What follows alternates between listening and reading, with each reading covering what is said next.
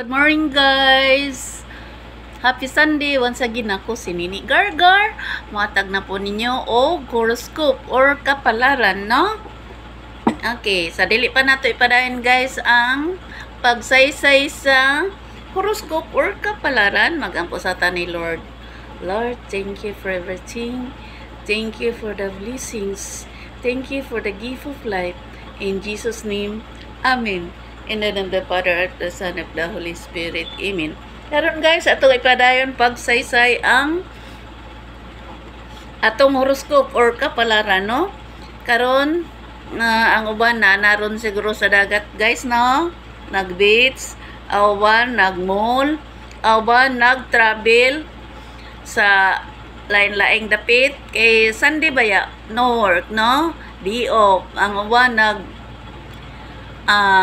namisita, ang uban basta naglingaw-lingaw. Muna ang buhat kong day off, guys, no?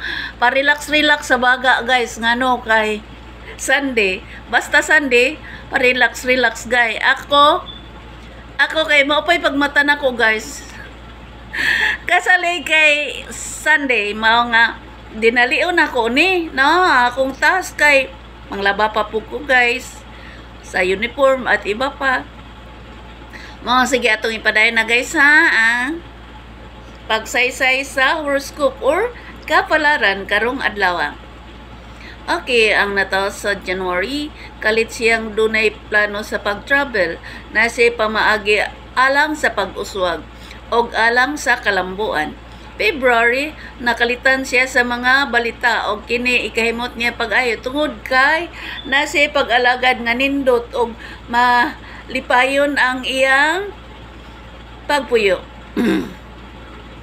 Din March, ang March mahimut-anon pod kayo karon kay doon na siya pag-alagad karong adlaw.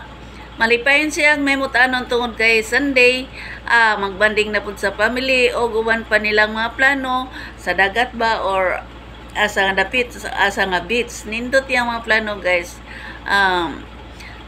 Nindot kay, guys, nindot mangod sa beach by, guys, no? Nindot kay sa beach, kano makahanggap kag sea breeze, ma-relax atong mga zaman, mga lungs at iba pa, no? Part sa atong body. O nindot yun kay ang sea breeze, guys, kay ngano makatabang sa good health, no? Din April na po'y pag-alagad karon. May mutanon siya tungod sa mga pag-alagad nga makapahimuot sa iyang kinabuhi. Gikinahanglan po niya nga mag-relax kay matag karon ug unya may pagkasaputon siya karong adlaw og dapat mag-relax siya parang mawala iyang sapot. Then May ana siya pagkatalagsaon karon. Gusto siyang mo travel apan naglibog siya kung saan pag-travel nga dunay daghang kakulangan. Apan bisan pa ni ini dili siya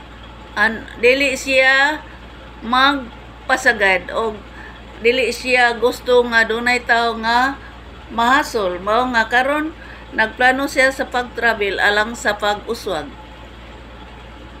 Din June, ang June kalit siya nga nahimot karong adlaw. Kalipay nga way sukod iyang gibati tungod sa mga hinungdan. Og makapahimot kayo niya karong adlaw kay nagmalambon siya tungod sa iyang paningkamot. Ang July kalit pud siya nga nahiuknol sa mga balita. Mahimut-anon og malipayon siya karon tungod sa mga pag-alagad o sa mga pangandam alang sa pangaugalingon og alang sa iyang kalambuan. Then August kalit usab siya nga nahiuknol karong adlaw. Kung unsa kini siya rin na side apan naningkamot siya nga maulan iyang mga kasol, mga kagulog, mga kabalaka. Gikinahanglan po niya nga siya mo pasaylo sa iyang kaugalingon sa iyang mga nahimo sa miaging panahon aron siya mulambo og mapiskay iyang panghuna-una. Din ang September kalit po siya nahiuknol og nakatugad nga kung siya magpasagad dili maayo ang resulta. Mao maningkamot siya nga muuswag pinaagi sa iyang saban, pagpangandam kung tama ba ang iyang desisyon alang sa iyang pag-uswag.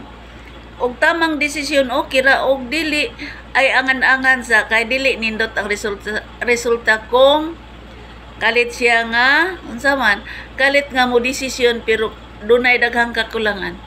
Kung ang tao dunay daghang kakulangan, ang usa nga kulang ini is salapi, no?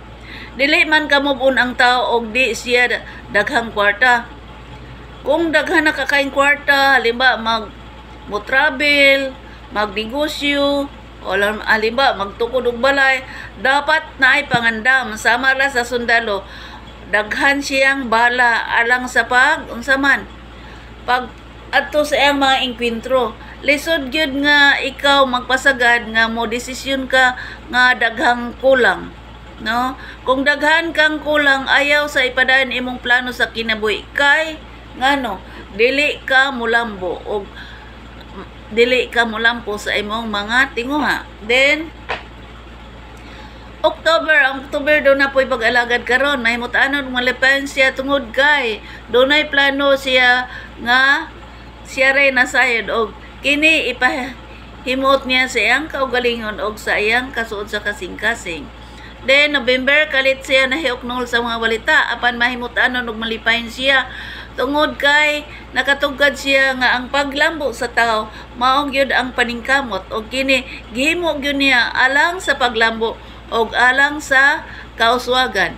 Then ang December kalit siya na katugad nga kung dili maningkamot wala gyud pulos ang tanan.